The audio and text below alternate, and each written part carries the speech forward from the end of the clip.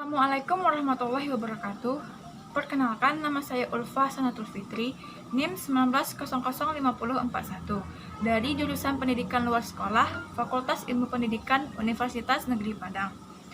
Dengan mata kuliah Identifikasi Kebutuhan dan Sumber Belajar Pendidikan Luar Sekolah, dosen pengampu Dr. Randa Setiawati, MSI.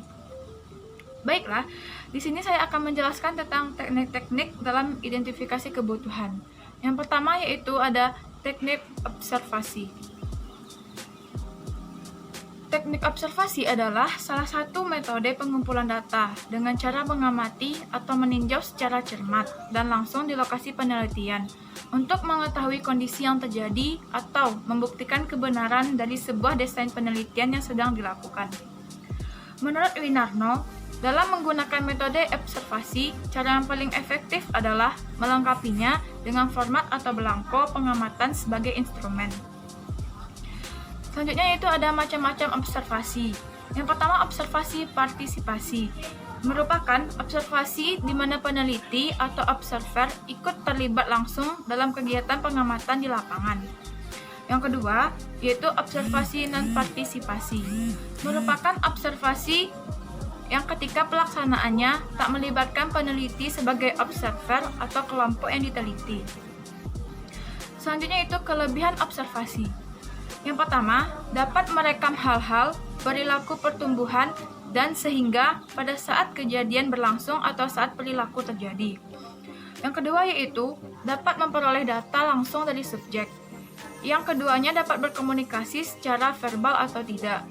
Selanjutnya kelemahan observasi. Dibutuhkan waktu yang lama untuk mendapatkan hasil dari suatu peristiwa, seperti upacara pemakaman Toraja dalam kasus kematian. Para peneliti akan harus menunggu untuk upacara adat.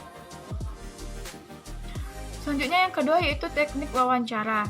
Wawancara adalah proses tanya-jawab dengan seseorang atau sekelompok orang untuk mendapatkan keterangan atau pendapatnya tentang suatu hal atau masalah.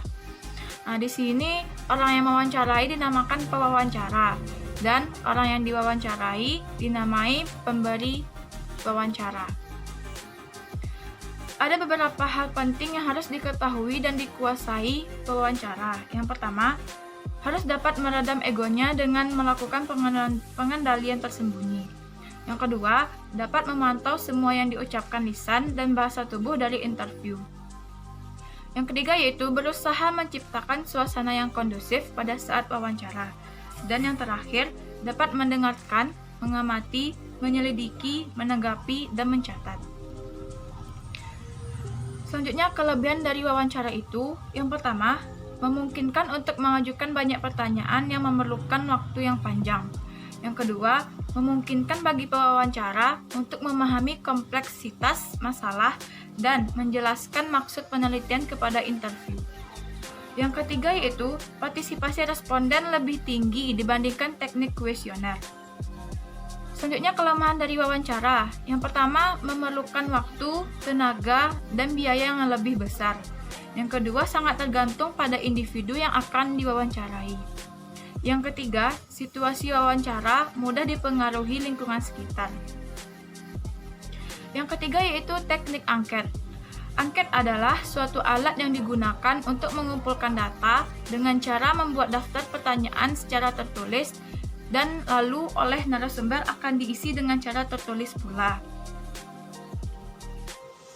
Kelebihan dari teknik angket yaitu pertama praktis, kedua ekonomis, dan yang ketiga responden dapat menjawab dengan terbuka atau leluasa. Kelemahan dari teknik angket ini yang pertama, jika ada pertanyaan yang kurang jelas, tidak bisa mendapatkan keterangan lebih lanjut. Yang kedua, pertanyaan dalam angket biasanya bersifat agak kaku, tidak dapat dirubah sesuai dengan keadaan sekitarnya.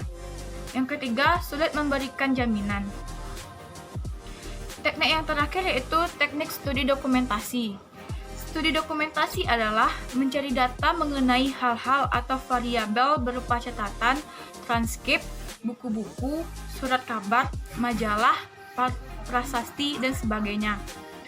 Menurut Nasution, adalah pengambilan data yang diperoleh melalui dokumen-dokumen, yaitu pengertian dari studi dokumentasi tadi. Data yang diperoleh dari dokumentasi dapat menjadi narasumber bagi peneliti selain wawancara alat observasi. Karena studi dokumentasi dalam penelitian kualitatif merupakan pelengkap dari penggunaan metode observasi dan wawancara. Baiklah, hanya itu yang dapat saya sampaikan. Lebih dan kurangnya saya mohon maaf. Saya sudahi. Assalamualaikum warahmatullahi wabarakatuh.